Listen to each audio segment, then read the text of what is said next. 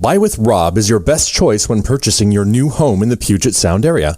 Call 360-710-9425 today and get started on the best home buying experience you will ever have. Go to buywithrob.com today. Hey, this is YD from the Ale Evangelist Show, and you're listening to the Podcast 99 Internet Radio Network.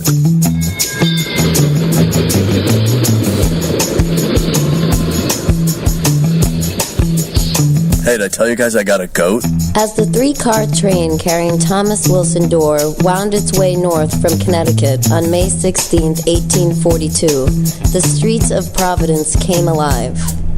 Word had gotten out that Dorr, the so-called People's Governor, was returning from his 10-day trip that included stops in Washington, Philadelphia, and New York. Dorr's goal was to take up the reins as governor of Rhode Island under the People's Constitution, a document that he authored in 1841. There was just one problem. Another man, Samuel Ward King, considered himself to be governor of Rhode Island under a royal charter granted in 1663 by King Charles II of England. Little column A, little column B. Yeah, baby! Well, good evening, good morning, or good afternoon, wherever you are, whatever you do. A lot of things happening in the world today. Most of them are far beyond our control, you might say. So perhaps it's time we took a pause and thought about life and thought about the laws of gravity, the Constitution, Article 4, amendments to state constitutions, Rhode Island, politics and or the news. Don't touch that dial. Just try to hear me out for a while. You would have thought that by 1840, the constitutional guarantee of a Republican form of government in every state would have been, pretty much settled. The problem is, what exactly is a Republican form of government? Hint, it might not mean exactly what you and I have been saying that it means for a very long time. Don't touch that dial. Just try to hear me out for a while. Here's how you get a hold of me. The text machine is area code 209-565-DAVE. It's 209-565-3283. The email is dave@thedavebowmanshow.com. And of course, we're on the web. Just look for us at the davebowmanshow.com, podcast99.org, constitutionthursday.com, as well as on Facebook, Twitter, and iTunes.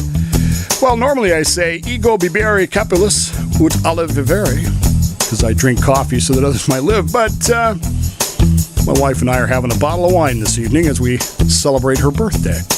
And yes, this is not a live show, sorry. We got a lot to do on her birthday, which is Thursday, so I sat down after dinner tonight, which is still Wednesday, to do Constitution Thursday with some just absolutely wonderful California Moscato. This is delicious. And yes, I know it's not the right kind of cup for white wine. I know that, but it's what we had. So I do have my coffee here just in case. So we're going to get into some stuff that I have long wanted to get into. I can't even begin to tell you how long I have wanted to talk about this particular topic at hand. We were doing the ratification, the history of the ratification by each of the states. And we got 2/3 of the way through Virginia, and I just kind of, I sort of lost the bubble on it. And we went back to casework. And we're not going to pick that up today. But you need to understand that Rhode Island is, for what you think of Rhode Island today, and who doesn't, Rhode Island is a catalyst. It was a recalcitrant state. The meaning of the original meaning of its name, Rhode Island, literally means garbage dump. It was a problematic state from the beginning. It really was. Under the Articles of Confederation, it was Rhode Island that would regularly refuse to grant its assent. Remember, everything had to be unanimous, and Rhode Island would just say no. And so you had these issues where, sorry, got ahead of myself there. You had these issues where Rhode Island would literally stop projects. It was literally stopping the United States from doing anything. And it was really starting to piss people off. And in fact, as the ratification process for the Constitution went forward, Rhode Island, boy, they didn't get any better at it. They really didn't. As you know, they did not send anyone to the Constitutional Convention. They did not participate in any way, shape, or form. They had some real issues with the whole thing, and we're going to get into some of that in just a moment. But this all started when I was hanging out, as I told you the other day, with a friend of mine, Bill Mick, who does his show down in Florida, WMMB AM, down in Florida, which you can, of course, because it's the 21st century, you can listen to all this stuff online, folks. That's the beauty of all this stuff. And Bill and I go back a long way. Bill was the guy that hired me in radio and to start with, and we're very good friends. And we have a lot of good conversations. And I was doing my show this morning, Wednesday morning, and we were talking about, I didn't really know what to do for Constitution Thursday. And he threw something at me. He said, "Hey, this is a question that one of my listeners had." And so I went back and listened to the section where his listener had a question about the ability and the system by which Florida amends its constitution, its state constitution. And as I understand it, now again, it's possible that I misunderstood what the guy was saying, but as I understood what he was saying, he was complaining that the system by which Florida amends its constitution is unconstitutional because it does not, in his definition, meet the criteria of a Republican form of government. Why? Because the state of Florida does some really, they do some bizarre things. They have like 4 different ways that you can amend the Constitution. They have the legislative, they have direct citizen input, and they have a commission that meets every few years, and there's one other way, and I didn't write down good notes on Florida, sorry, but they have at least 4 different ways that they can amend their constitution. And his complaint was that none of these are the legislature, only one of them is the legislature, doing this. And so consequently, in his view, it becomes some sort of mob rule, some sort of direct democracy, some sort of process that in his mind is not the Republican form of government guaranteed in the United States Constitution's Article 4, Section 4. We had a similar thing here in Washington this past election. We had a ballot initiative to ban municipalities and local governments from being able to tax groceries. Now, at the time, I told you I voted against it. And the reason I voted against it is rooted in my belief that if we're going to pay legislators to do jobs, we should make them do the job, and if they don't do the job, then we should hold them accountable. And if a city, a county, my city here, Silverdale, decides that we need to raise money for, I don't know, pick something, the roads, that seems to be or fire. It's either roads or public safety. That tends to be what it is. And we decide that we want to raise their taxes on groceries. Shouldn't the people that we elect be able to decide that for us? And if we don't like it, then we should be able to kick them out and say, we're going to elect people who don't like that. California, some years ago, recalled a governor. Remember this? They recalled a governor and they elected the Terminator, Arnold Schwarzenegger.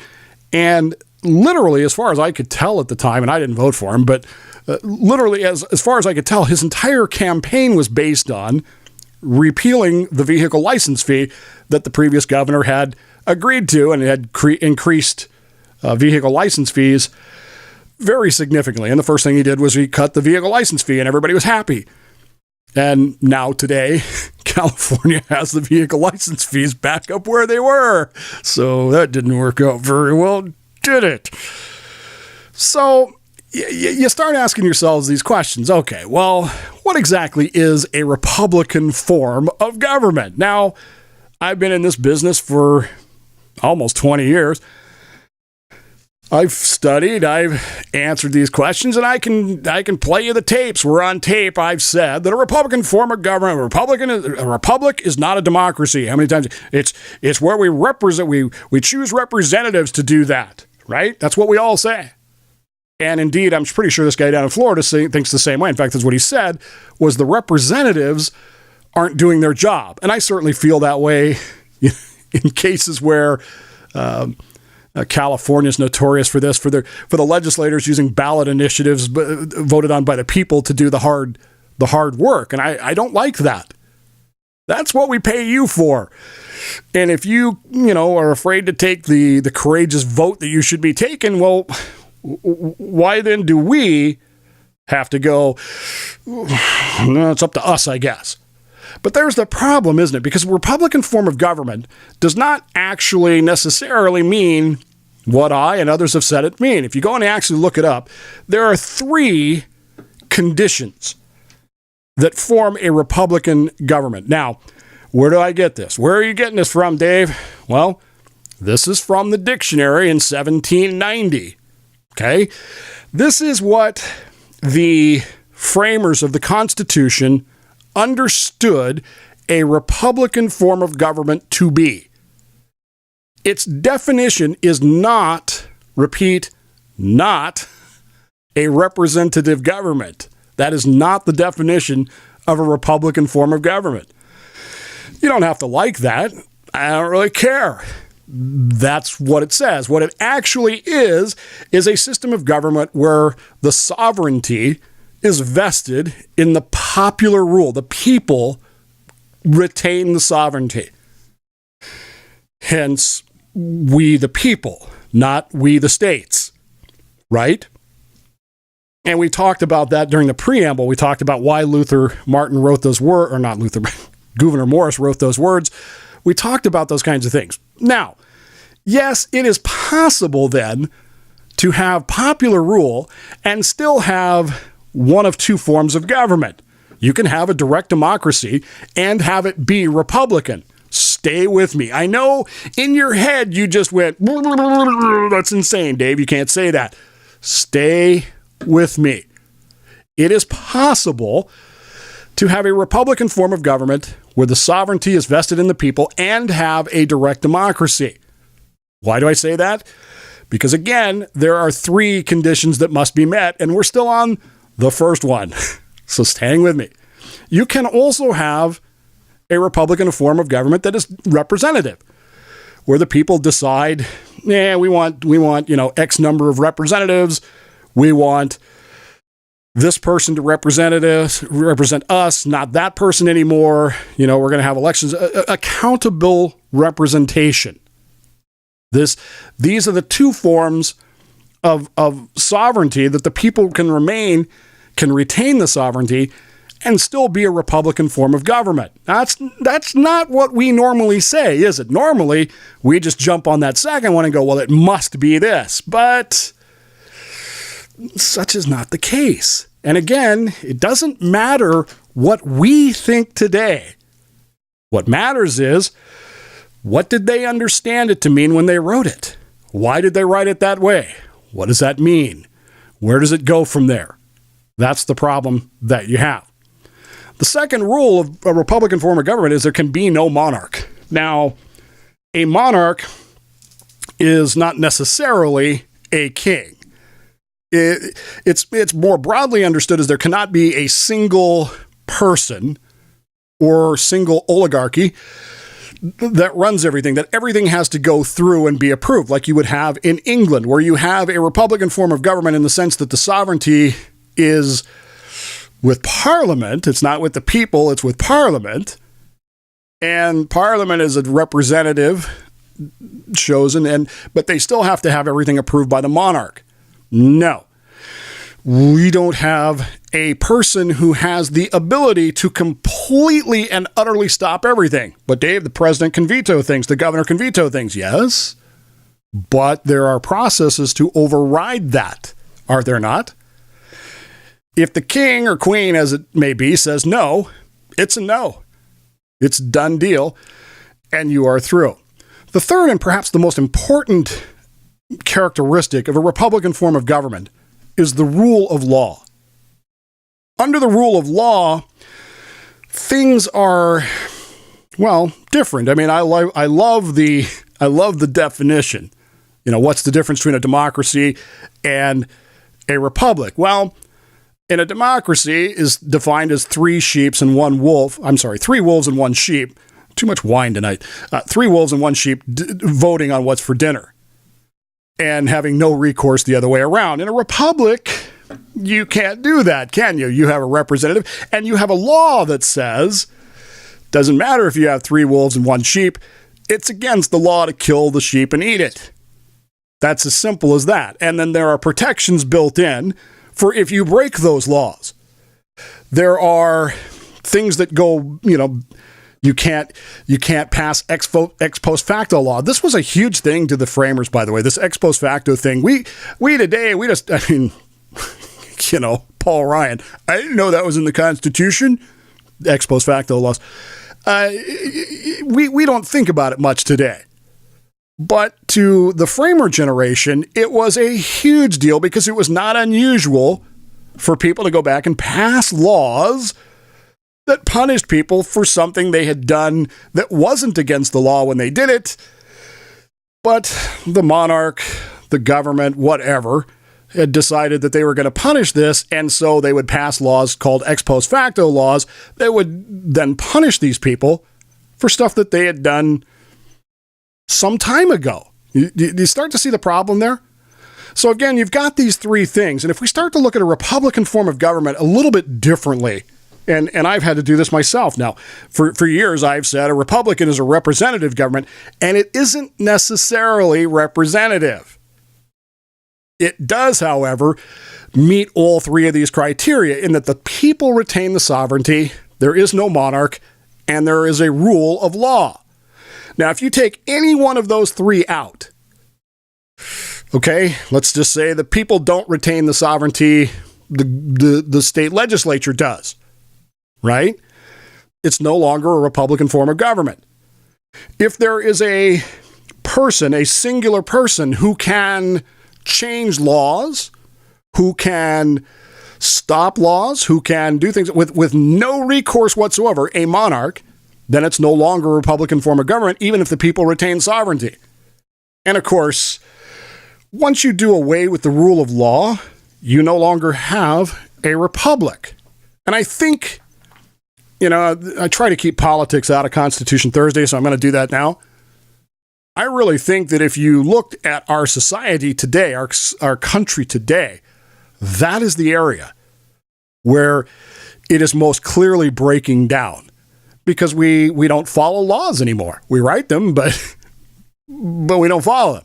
And by definition, certainly by the definition that the framers understood, that would not be a Republican form of government, which is guaranteed in Article 4, Section 4 of the United States Constitution. Start to see the problem there?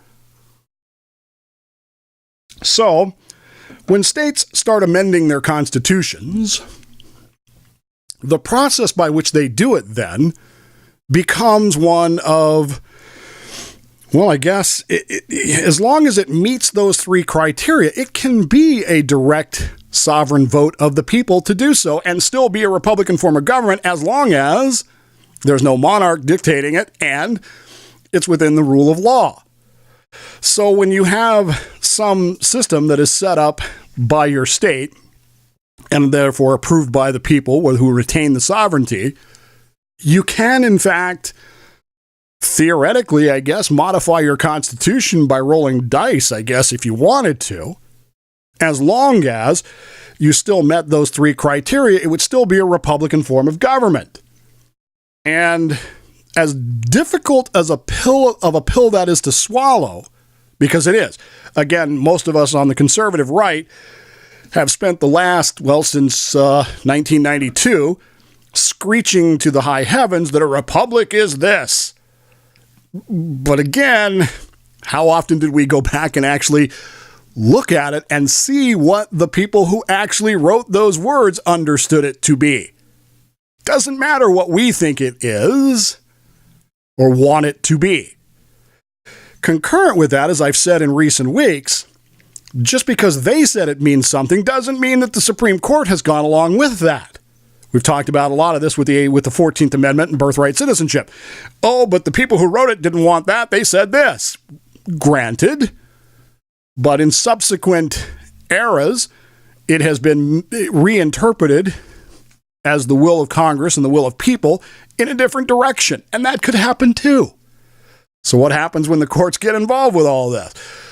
What happens when you've got a state, let's just call it Rhode Island, which is actually not its name, a Rhode Island and Providence plantation, is,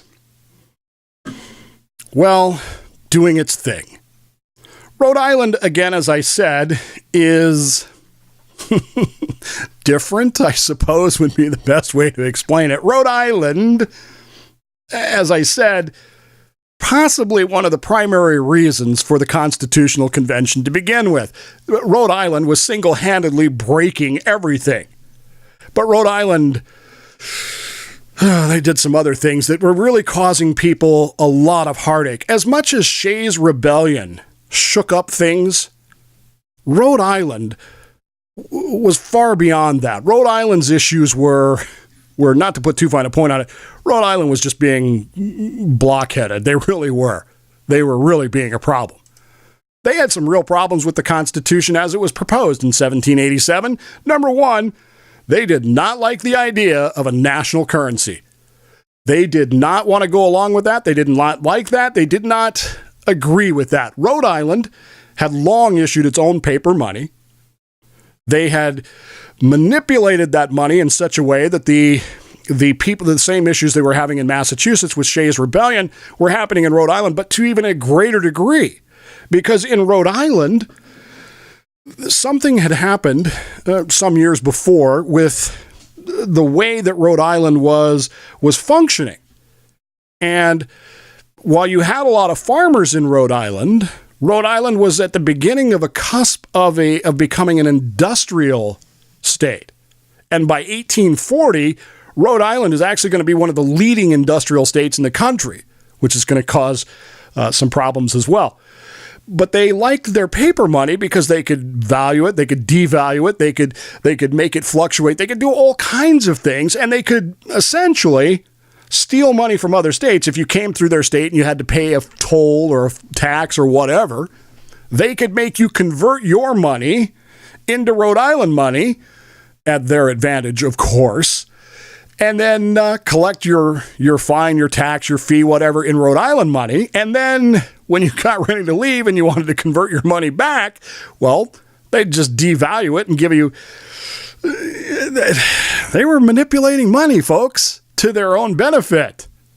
Some of you, well, I don't have time to get into theology, but there's a story in the New Testament that's very similar. Most people don't recognize it as such, but this question about, is it right to pay taxes to Caesar? Yeah, show me the coin. You might want to learn a little bit about that coin and where they were. You'll be fascinated by that. It was the same thing Rhode Island was doing. They were manipulating currency to their own benefit and screwing over everybody else. Rhode Island loved this.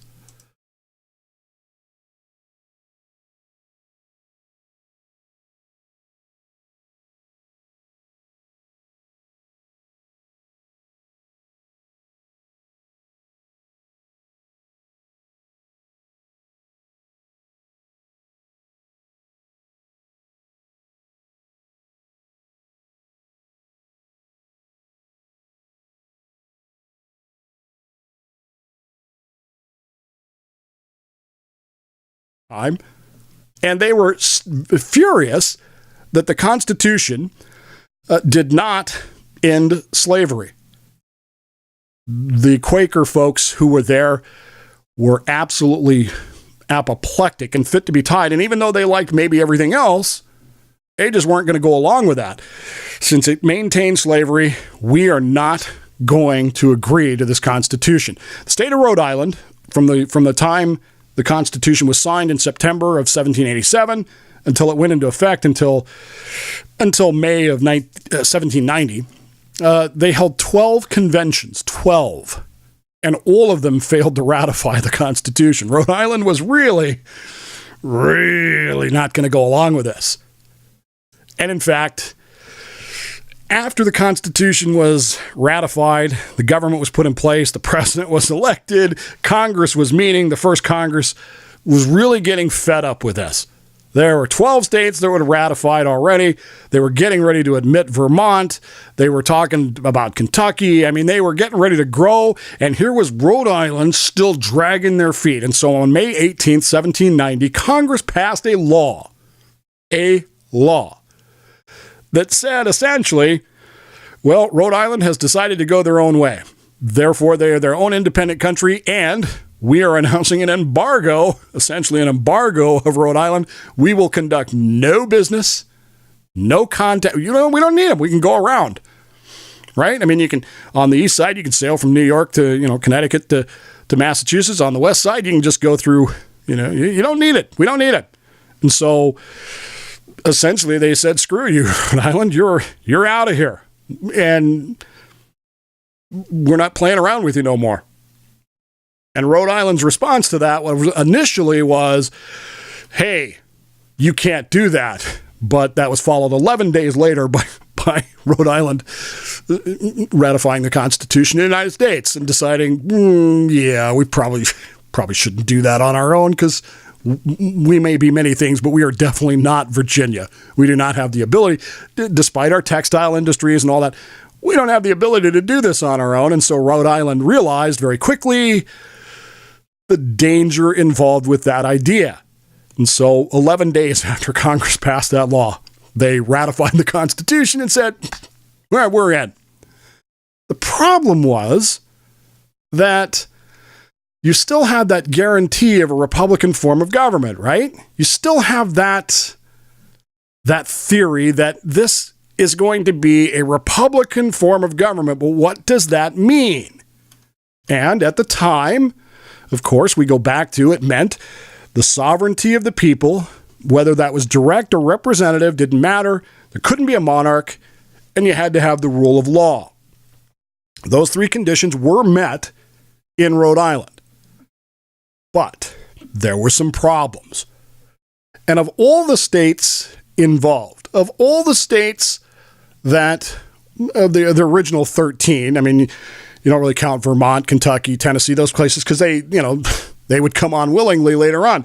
But of all the states that were there at the start, the 13 colonies, the 13 chartered colonies, granted charters by the king himself, it was Rhode Island that had, I don't know, I guess the best way to say it is to be the most to lose. And they were concerned about some things. And so while Pennsylvania rewrote their state constitution, while Massachusetts rewrote its state constitution, while Virginia rewrote its state constitution, they gathered up after they declared independence and they said, well, obviously this is no good anymore. And so they sat down and they reworked it. And some of the most magnificent work of the framing generation is the state constitutions that would come out of that. And we hardly talk about those things at all. But the Virginia Constitution is miraculous and so interesting and so important in the concepts that we have as Americans and the representation of that. We hardly ever talk about it. And we never talk about Rhode Island. You know why? Because Rhode Island refused to change their constitution. They said, nope, we're not changing this. We like it just the way it is. Of course, there was a reason for that. And while it met the technical terms of a Republican form of government, well, there were still some issues with it. And we'll talk about that when we get back after this break. It's the Dave Bowman Show. It's Constitution Thursday right here on the Podcast 99 Internet Radio Network. You want to join me? The text machine is open, 209-565-DAVE. Again, it's not a live show, but I still get the texts, and I still know if you tell me what you're talking about, I know what it is. And, of course, you can always leave me a voicemail there, too, if you'd like as well. 209-565-DAVE. Email Dave at thedavebowmanshow.com. Stay with us. Take a break. Be right back.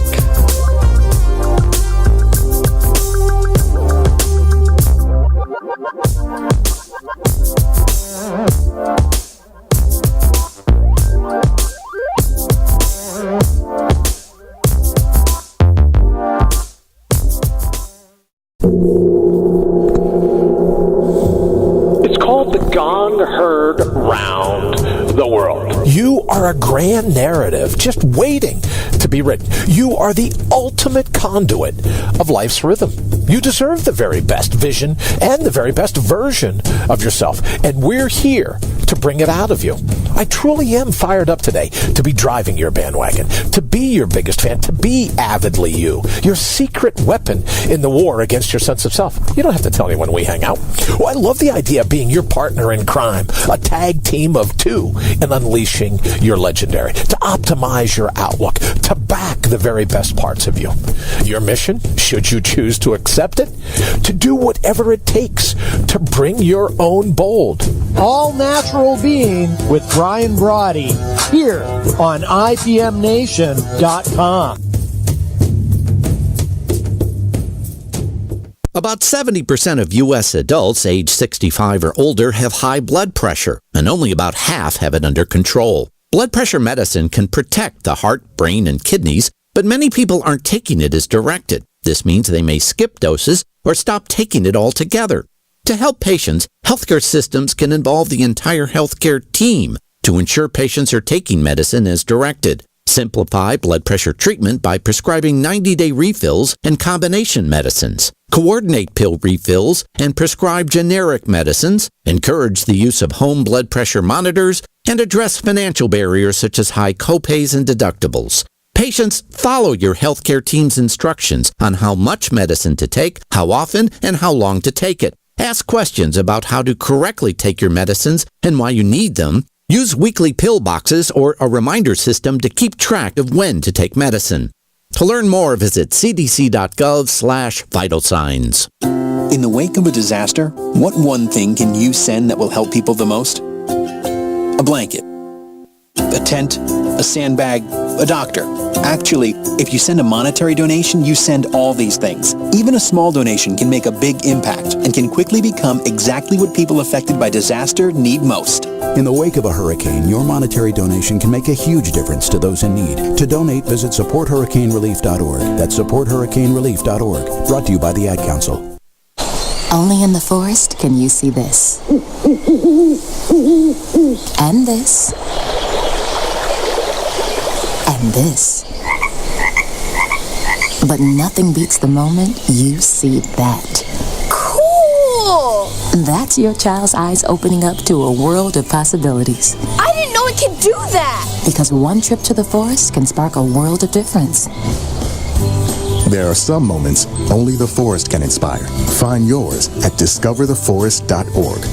Learn about forests near you and discover cool things to do when you go, like hiking, canoeing, fishing, or camping.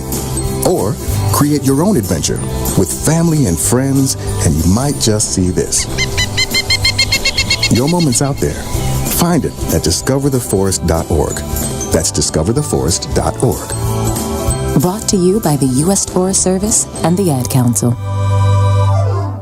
Hi, I'm Gerald McRaney. Is there anything you wouldn't do to live longer or feel better? Would you make a few simple changes in your lifestyle if you knew it could save your life? Take cholesterol. A high blood cholesterol level can cause strokes and serious heart disease. But exercise and simple changes in your diet can reduce cholesterol and make you feel better. For your free booklet, visit the Will Rogers Institute at wrinstitute.org or call toll-free 877-957-7575 and find us on Facebook and Twitter. The Will Rogers Institute since 1936. What's up, Whitey? Hey, Scotsman. We're from the Ale Evangelist Show, and you are listening to the Podcast 99 Internet Radio Network. Radio Network.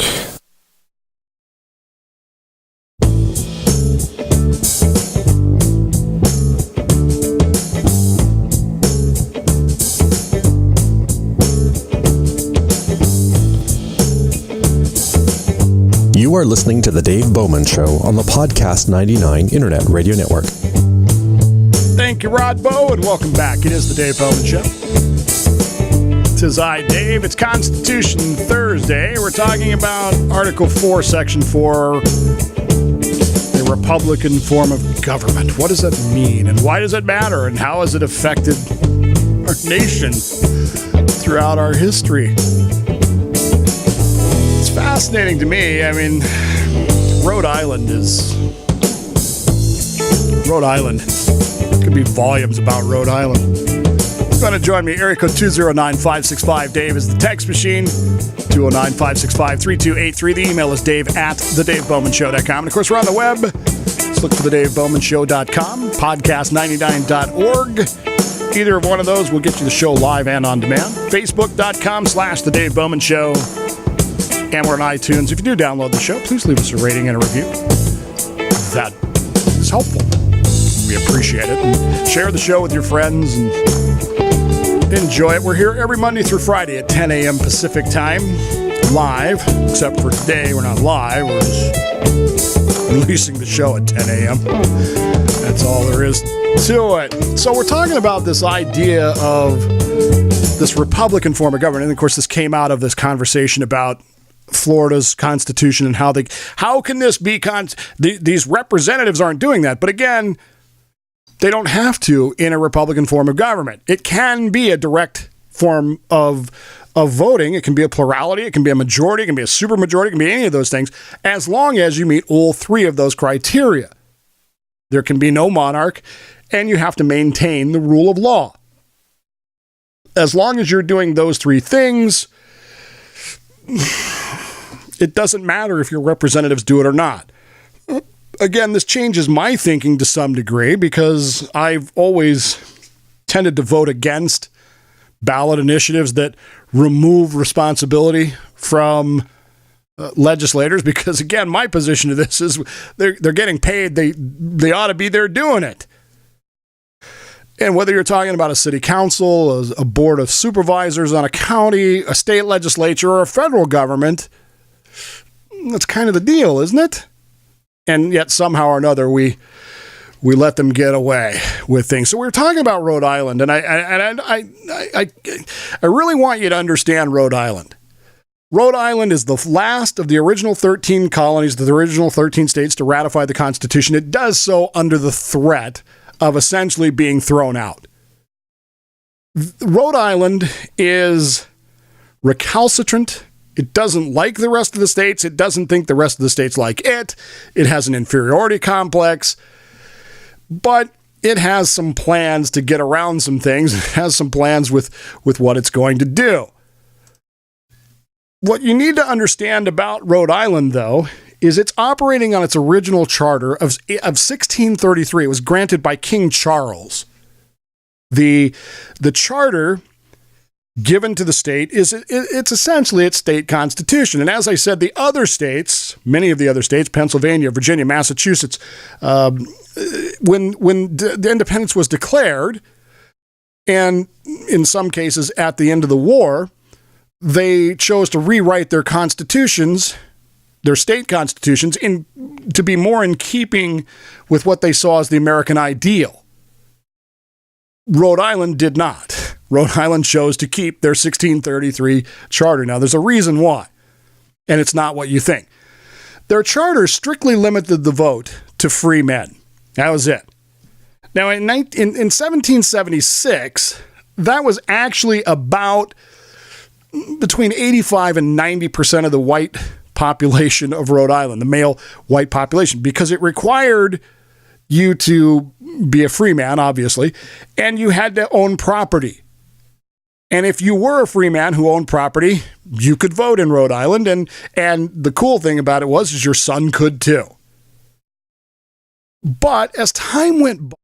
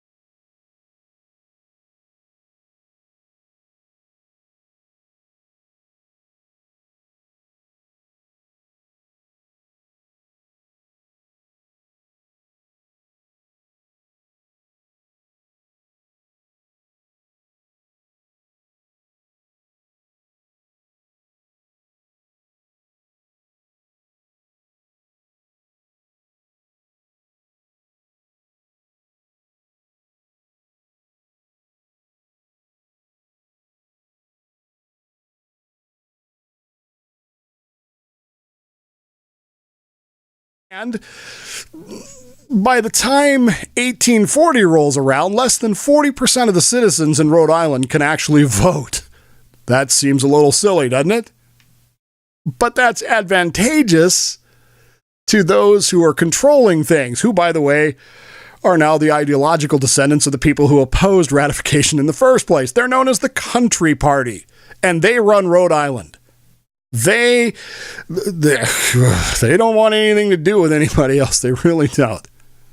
The charter, as it's set up in Rhode Island, cannot be changed by the citizens. There is no mechanism for the citizens to change the charter. There's nothing in the charter that says you can amend it this way, do it this way, anything along that. So by 1840, when a significant portion of the state of Rhode Island's population is clamoring for change, the problem is the General Assembly says, no, not changing it. We are not going to be a part of this. We are not going to let you do this. Now go back to the Republican form of government. People retain the sovereignty, directly or representative. There can be no monarch. There can be no body, no personage that can stop everything, right? And so the argument becomes, we don't have a Republican form of government here in old Rhode Island. And this guy by the name of Thomas Dorr, who is a middle-class merchant, but he is what I guess you would call, in today's world, he's kind of a radical. He's very progressive. He's kind of a radical, and he decides, you know what? This is a bunch of crap. This ain't gonna happen. This is nonsense. And so he leads what is known as the Dorr Revolt. The Dorr Revolt, and we already talked about that, the charters and stuff like that. The Dorr Revolt is an opportunity by Mr. Dorr and his followers, who are known as Dorrites.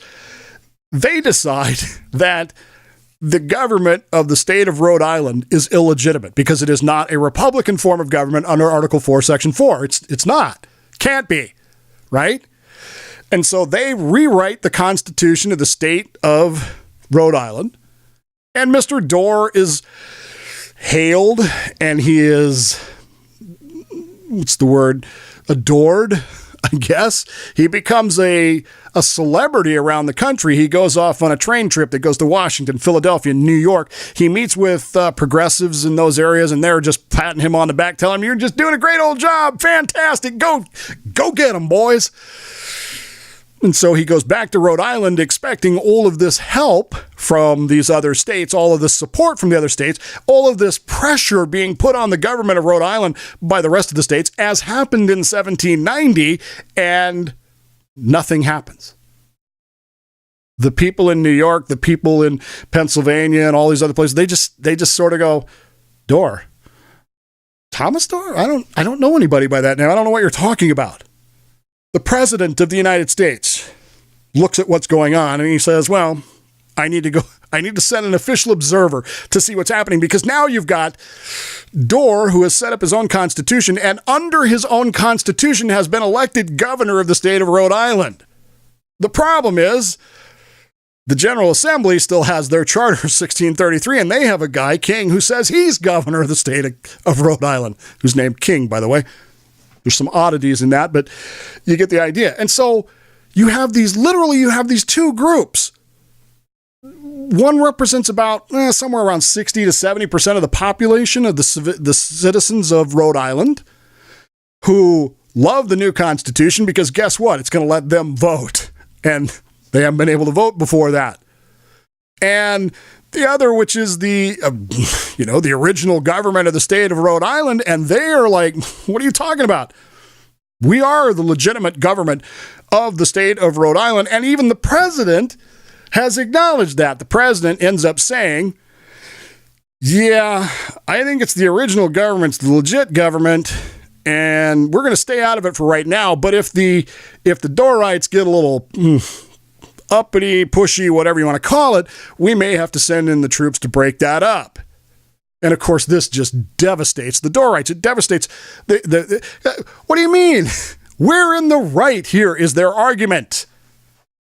But eventually, even the Supreme Court will weigh in on this, and it's not quite the way they want it to do. That's a little bit further down the road.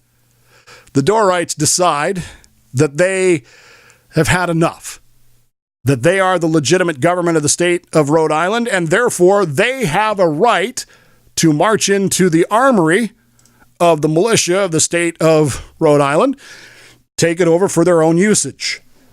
And so, believe it or not, I'm not making this up. This is American history, folks. You can go read it for yourself. There's a great book. I kind of recommend it. You can read it on Wikipedia, The Dorr Rebellion. This is a great book because this book is actually written by someone, Marvin Gettleman, who is I guess what you would call him today is a 60s radical.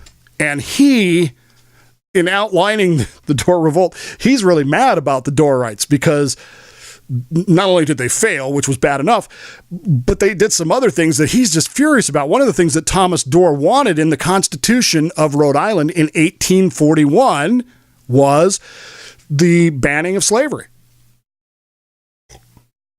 Imagine, if you will, if the state of Rhode Island had actually banned slavery in 1840, a state, because none of the other states had banned it. I mean, they kind of done away with it, but I mean, he just outright, this Quaker movement thing, they wanted it banned. Imagine if in 1840 the state of Rhode Island had actually banned slavery, then the importation and all of that kind of stuff. You wonder what effect that would have had on history. But the problem he had was he had all these white Irish textile workers in the textile mills in Rhode Island who they weren't real happy about that. Why? Because they didn't feel like the slaves, the free Africans, should get the vote before they do or at the same time they do. Somehow they felt superior to that, and so Dorr backed off of that and took that out. And that's one of the things Mr. Gettleman really rips Tom Dorr for. Thomas Dorr decides that the Dorrites decide it's time for a showdown. And they mount up. Well, really have a lot of horses, but they head off marching, and they have, as they're going to the armory, they're going to attack the armory to take over the military force of the state of Rhode Island. You with me here? In order to do this, they have one cannon. That's it. That's all they have.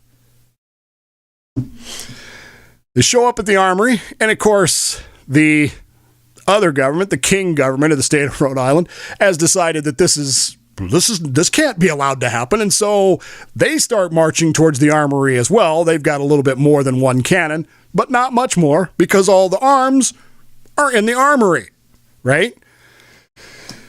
Dorrites get to the armory, they line up the cannon, they light the fuse, and the cannon doesn't fire.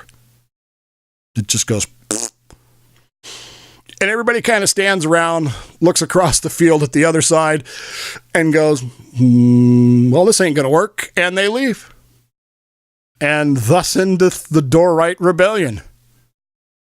All this buildup, all this making of a constitution, all this argument over a Republican form of government, and when the moment comes, after all this rhetoric, we gotta, we can do it by peace if we can, but force if we must, says one of them, Luther. When the moment comes, the cannon goes, and they turn around and leave. And Tom Dorr, he leaves. He goes to New York for a bit, but then he comes back, and he is arrested by the state of Rhode Island and imprisoned, sentenced to life in prison for treason, and sentenced to hard labor in 1844-ish, right in there, 43, I guess. And he's going to spend the rest of his life, along with the other leaders, at hard labor in the state of Rhode Island. Who, by the way, has ruled their state court has ruled, oh no, this is a Republican form of government.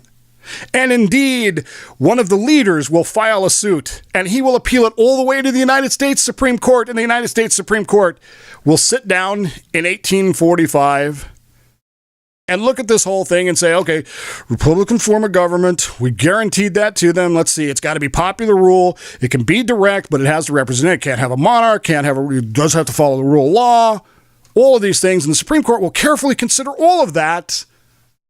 And then in one of its most, bizarre rulings of all time, again, you can talk about Dred Scott and you can talk about some of these other rulings, but in this ruling, the Supreme Court rules that we can't rule on this. It's not ours. It's a political question. It's non-judiciable as to whether or not Rhode Island has a Republican form of government. And if they don't, then it's up to Congress to deal with it, not us. Ta-da! Hands washed, off we go.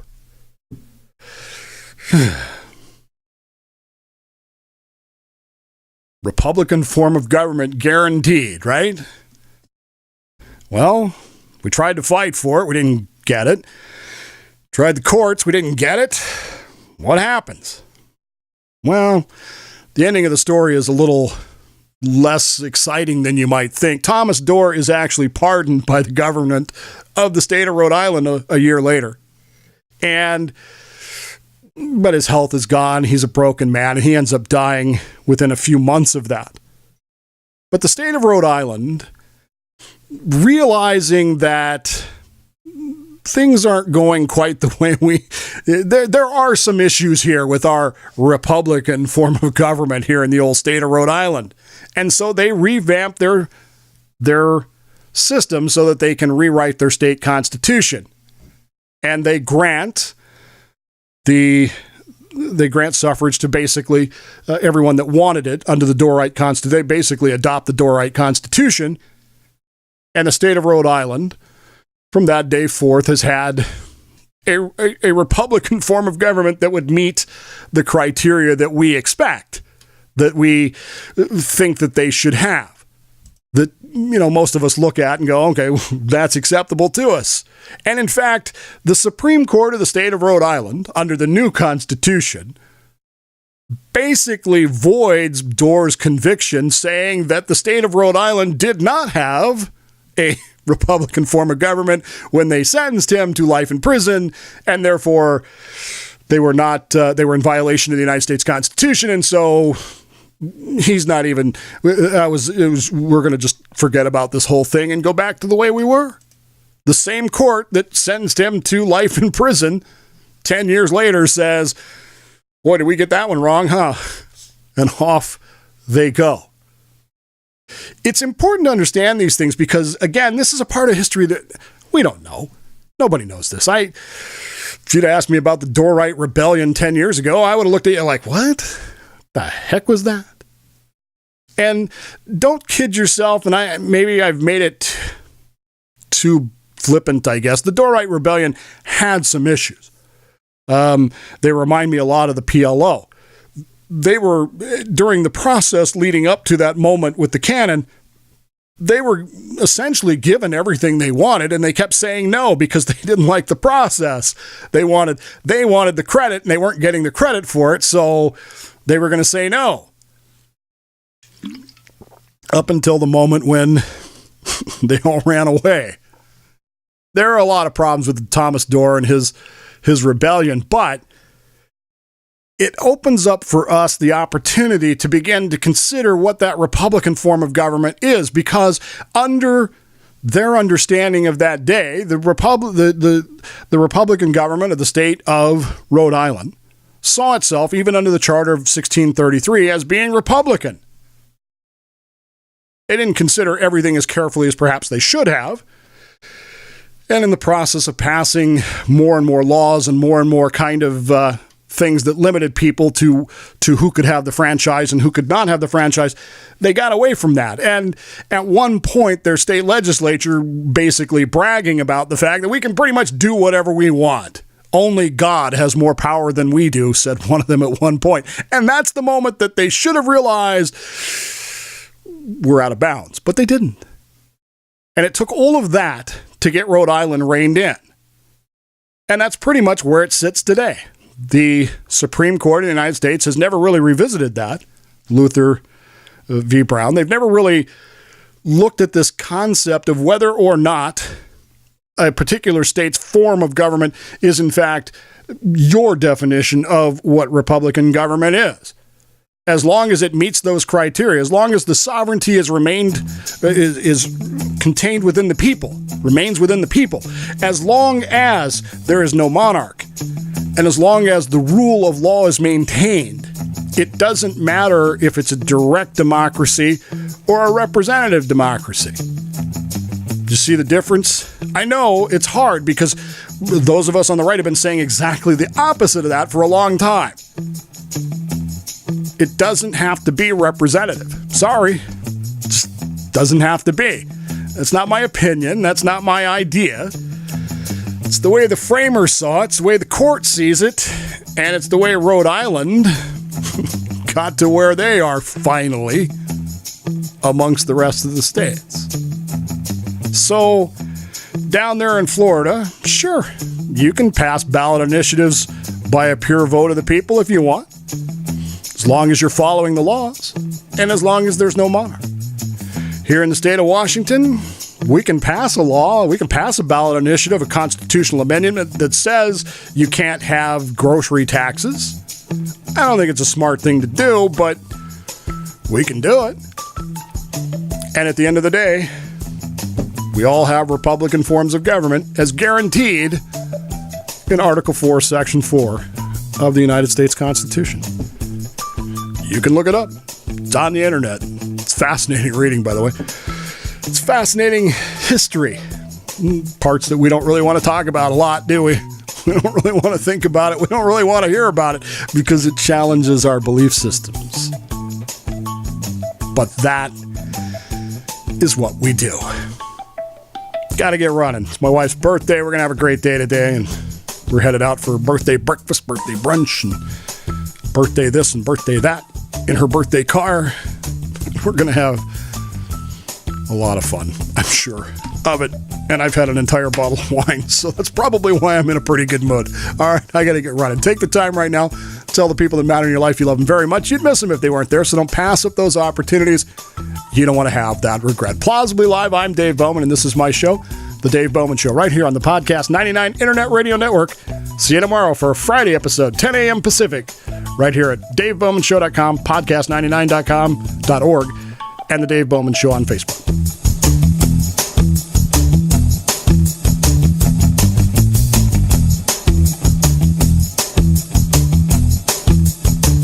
The Dave Bowman Show is a Slippery Fish Entertainment production for the Podcast 99 Internet Radio Network.